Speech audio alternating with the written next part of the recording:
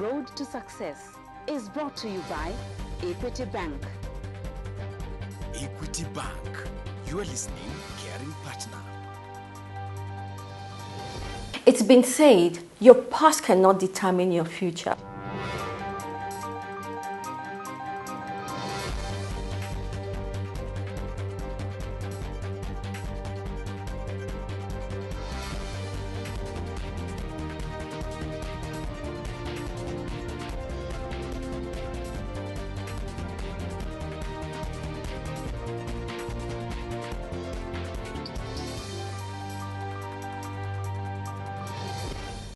This is the story of Jack Nyawang, who is our guest on Road to Success. Karibu sana, Jack. Thank you.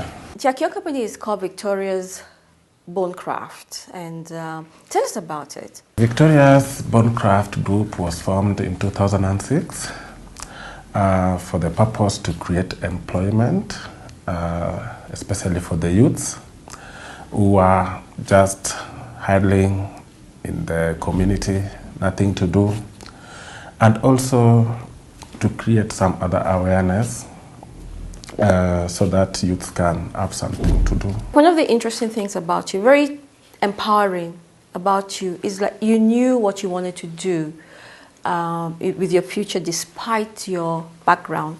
Tell us a little bit about your background. There were a lot of challenges back home caused by poverty. So I decided to leave and come and look for something which can hand me money so I can help my mom who was sick back home.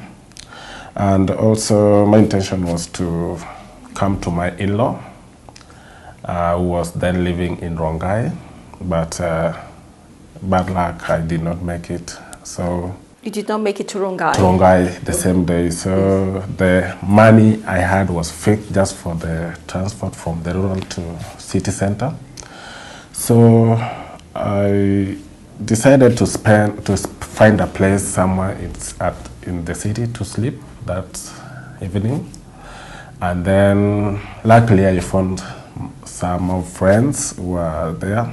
They welcomed me and I asked them if I can find somewhere to spend the night. And then they showed me a place and also advised me that if I want to make it to Rongai, I have to go with them and look for some transport. And what kind of things did you have to do to look for this transport money to take you to Rongai? I had to go with them where they are working.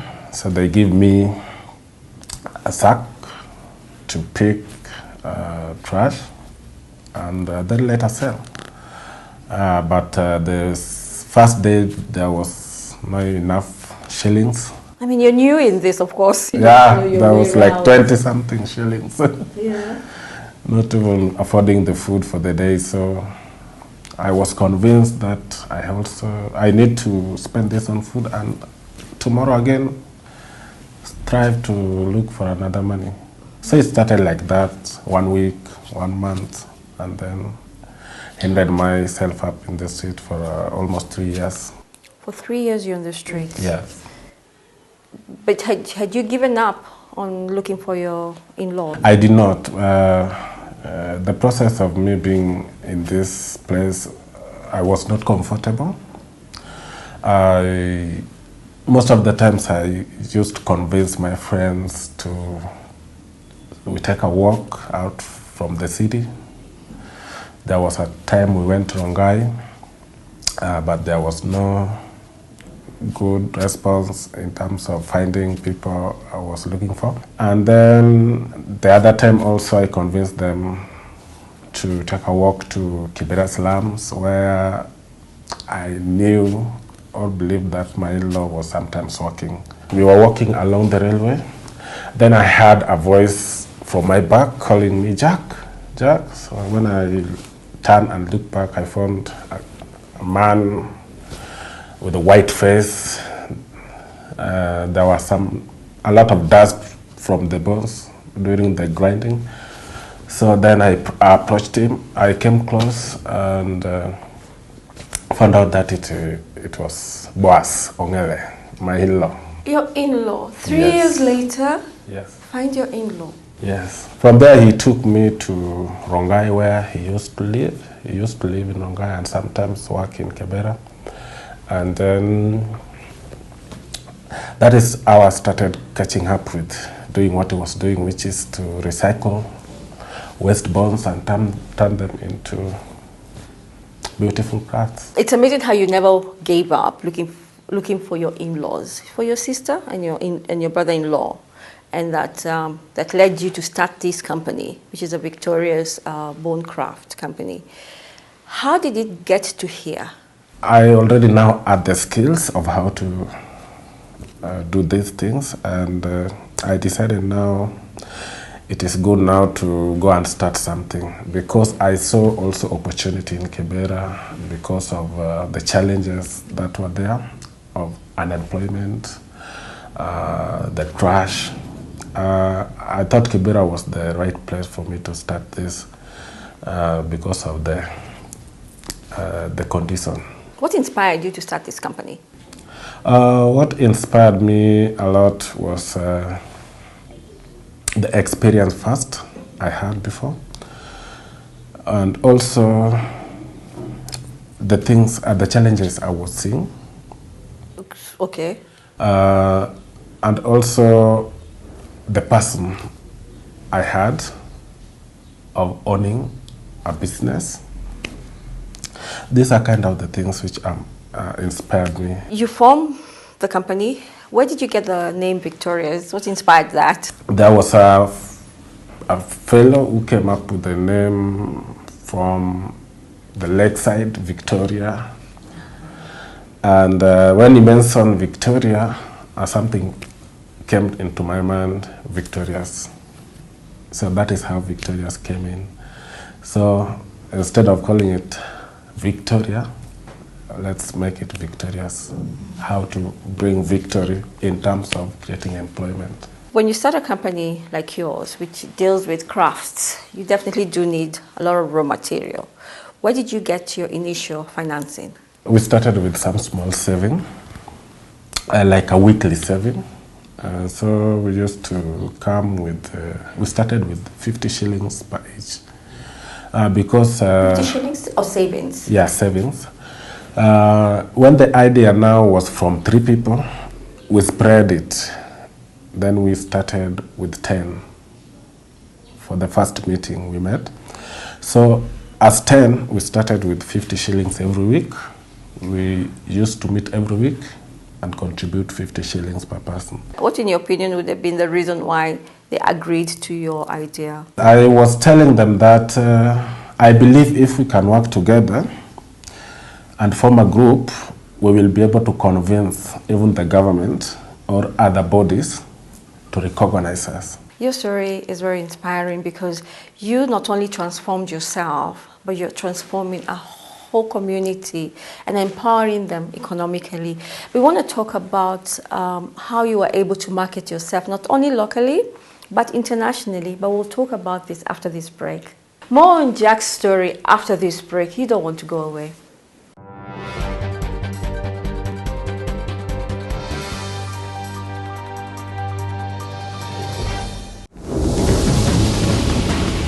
We always fight for what we believe in.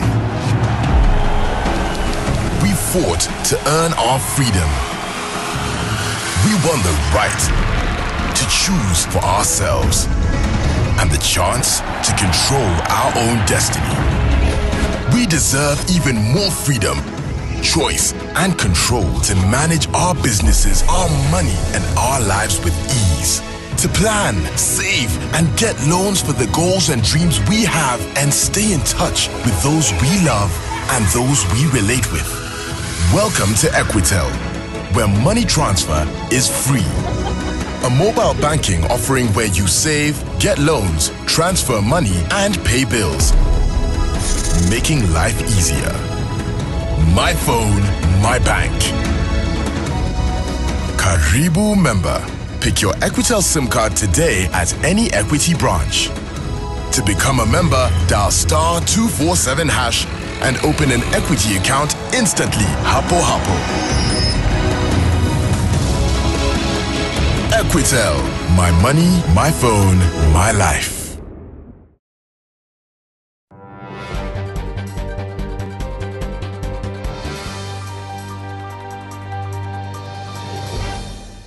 Welcome back. You're watching Road to Success, the key to your next level in business. This week, our guest is Jack from Victoria's Bone Craft. You inspire me, really. Your story reminds me of what Lupita said. All dreams are valid. It has been for a long time your desire to start a company and, of course, transform a community. But this comes with challenges. What are some of the challenges you've been facing or have faced in the past, with your company? When you are in the recruitment process, for example, we are targeting youths who don't have hope. So this kind of youths, sometimes it is hard to convince them to join something like this. Because if you are prioritizing youths, for example, from the streets or school dropout, it is hard because most they want to become rich one night. So when you are convincing them and also doing your recruitment, you also sometimes need to look for the right ones to join. And and what is that quality that you're looking for? In arts, you don't have to look for paper. You are looking for some creativity. Yeah. Let's talk about your products. That's something we've not talked about. Tell us about your products. We have jewelries. We also have some other crafts like salad spoons, bowls, bottle openers, key holders, and more. We make a lot of things. In jewelries, we have necklaces, earrings, bracelets, finger rings, and we also have our unique designs, which sometimes are not in the market. Where do you get your designs from? Do you do research? Sometimes first we get ideas from our clients, and also, which is important, we do design our own designs from our thoughts. This whole process requires a lot of machinery. Was this from your savings? Yes, the first machines are from our savings. And even now, the machines we are buying are from the income from the business. Jack, who do you target with your products? We target all segments of customers. These days, I really do appreciate a lot of Kenyans have now recognized the Kenyan products. But before, these things were just known that they can only be bought by Wazungus. It's true. It's true. But now Kenyans have started to realize the work of their own. I will be very much happy if Kenyans start buying plastic earrings from China and buy bones produced by Kenyan. So we do target both customer segment. We are aiming to export. We are also aiming the other side to supply local shops. So at currently, our local market is at about 40%, 70%, and our international market is 30%. And how does the international market get to know about you?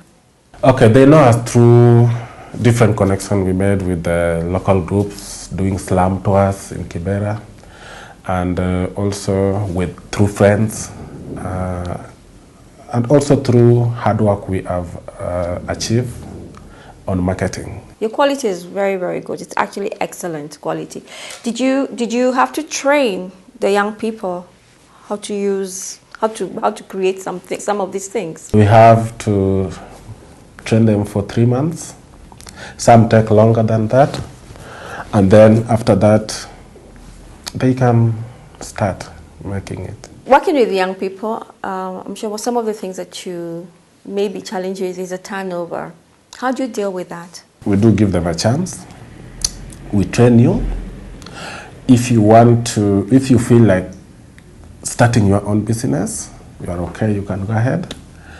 And if you feel like joining us, it is okay. What has inspired you to continue doing this work even 10 years later? First, people around me. I have kids behind me. I have family. So first, these are people who are making me waking up early in the morning every day. And also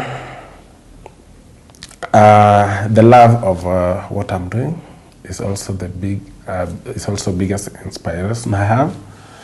And also the condition I've been living. Jack, besides transforming yourself, your family, and of course the society around you, your community, what else would you say has been your achievements? First, which I'm proud of, is training nearly 40 youths, who some of them are now earning a living, and also increasing from 3 members to 25. That is the number which is currently benefiting from the business. And also some other achievements we have been able to recognize by UWIN Awards, which is under McKinney School, which was what category did you win in? The category was the best young person, the best young entrepreneur of the year. Finally, before we go, what advice would you give the youth? Instead of just sitting, you have to think of what can you do for your country, or what can you do for others, instead of thinking of others to do something for you. So if you start by that, generate the idea, and then later you can seek help how you can turn the idea into action. 5 years from now? I see Victoria's being recognized as the Kenyan biggest designer. Your story really should be the Guinness Book of Records. Thank you so much, Jack. Thank you. You're watching Road to Success, the key to your next level in business. Don't go away.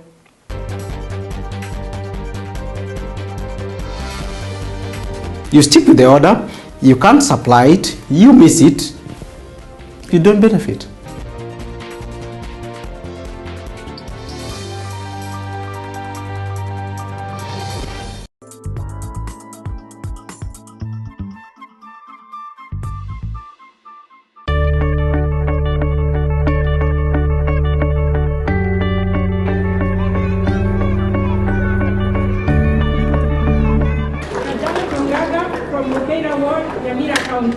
Janet Chebet has been named this year's overall best farmer.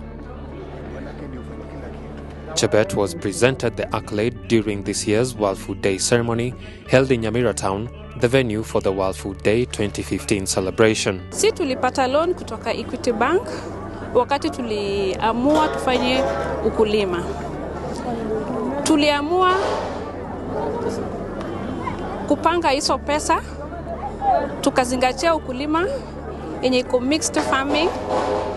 Tumeweza kupanda nyanya ndani ya greenhouse, tumeweza kufuga samaki ndani ya greenhouse na zingine ziko kwa open field. Tumeweza kupanda watermelon, butternut ama aina nyingi za malenge. Advice yangu kwa vijana, wengi wamemaliza shule, wamemaliza colleges, wanang'ang'ana kutafuta ile white collar job. But nawahimiza watumie teknolojia ya kisasa, which is drip irrigation. Waifanye ukulima na hapo itawezesha wafike mbali na wataweza kuajiri hata vijana wenzao. Speaking at the event, Nyamira County Governor John Nyangarama lauded farmers in the county for embracing farming as a business. Nyamira, whose economy greatly depends on agriculture, we have put up measures that are aimed at sustaining growth of the agricultural sector. We have identified the subsectors that have the greatest potential to drive growth and reduce poverty. We have also partnered with our people, with our friends, with our stakeholders within and without the country to make sure that this is possible. The World Food Day commemorates the founding of the Food and Agricultural Organization, FAO, in October 1945. It is celebrated annually in all partner countries with the aim of eradicating hunger worldwide. The 2015 World Food Day theme was social protection and agriculture, breaking the cycle of rural poverty. We started this organization so that we can encourage our age mates. You can come up with any business and you will arrive at somewhere. Because of this, we have created employment opportunity and we are trying to raise the crime in the community. We as young entrepreneurs, we want to prosper. We are the small Mwangis. So far, my colleagues are here and we are very much happy with the equity. They have really made us to be where we are. Farmers who have adopted best practices in food production were acknowledged and awarded certificates and trophies.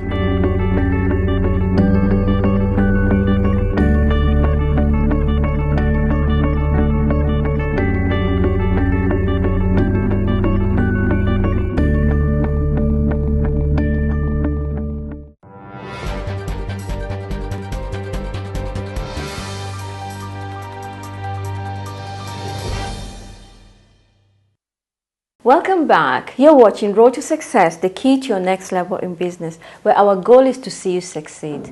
This week, our expert is Vincent Ogutu of Advanced Business Consultants. Karibu sana to our show. Thank you very much. Who's here to discuss with us what you would do when it comes to marketing your products in a very saturated environment. Our guest earlier on, he's called Jack, he's in a very saturated market, what I call, so everybody is doing bids. Sure. Yeah. What kind of marketing tools should he apply, yeah, so that he can succeed in this environment? Marketing first is a way of life, and everything rolls when marketing takes place. And to be able to do good marketing or succeed in marketing, first and foremost, an entrepreneur needs to invest in the people that they have. Mm-hmm. Yeah, because it's the people who drive that activity, the marketing activity. And marketing comes in place where you match the product with the user. Okay. And there has to be some level of communication, because if you communicate, if you sell to a client what they actually want, you will not struggle. But when you want to just sell what the customer doesn't want, you will not be speaking the same language. So first and foremost, Jack needs to invest in themselves as the people running the business.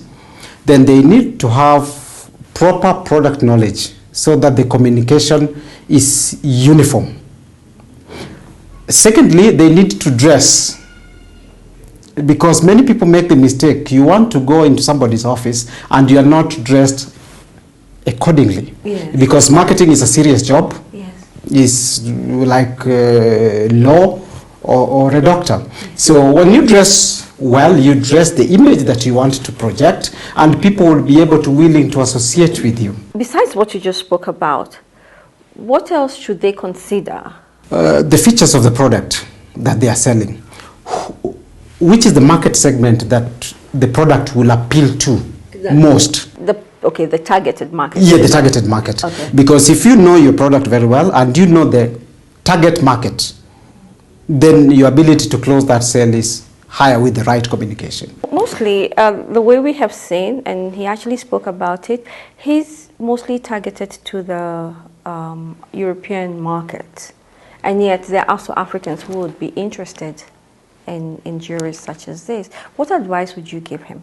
In Kenya, we are about 40 million on average. Remove about 50% who are either in school or they are not working. And then if you compare in terms of numbers, chances are higher when you are selling to Kenyans than when you are selling to the Mzungu. I think one of the challenges is we are very tunnel vision.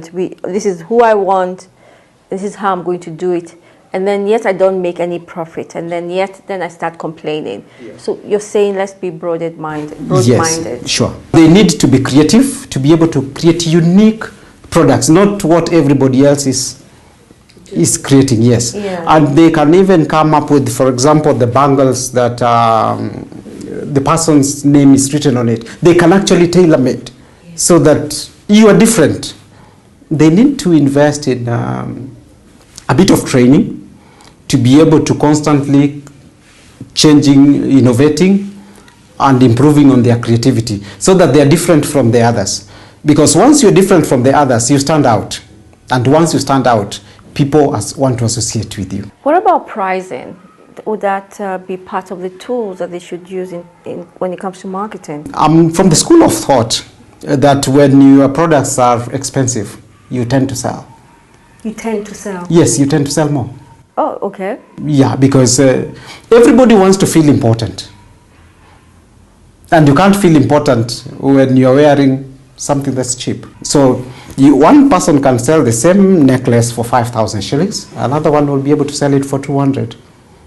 So you choose your market, you will all sell. What about supply? I mean, yes, you have all these things in place. Yes. But then you're not able to meet the demand. What do you do with that? Many small-scale businesses are not able to crack this. The easiest way to crack this is to build partnerships where entrepreneur A and entrepreneur B are designing more or less the same type of item. So you don't merge, but you try to collaborate to be able to supply the order. Okay. Yeah, rather than keep the order to yourself and you are not able to supply, you are able to pull in your friends, you work on the order, and then you supply. So it's a win-win situation. Okay. As opposed to you stick with the order, you can't supply it, you miss it, you don't benefit. But a lot of people don't do that because of fear. There is a writer who said that opportunities are like buses. You miss this one, there is another one. Coming, yes. Yes. Yes. So you shouldn't feel bad. And when you collaborate, the person you have engaged, in future when he has an opportunity that he cannot supply, what will prevent him from knocking on your door? Thank you so much, Vincent. Honestly, what you have just shared with us will inspire us to consider marketing as a very important tool when it comes to any business that is in a very saturated environment. You know, something like beads, selling of beads and all that. Thank you for that information. Thank you. Really appreciate it. Yeah. Thank you for watching Road to Success, the key to your next level in business. Do have a blessed week.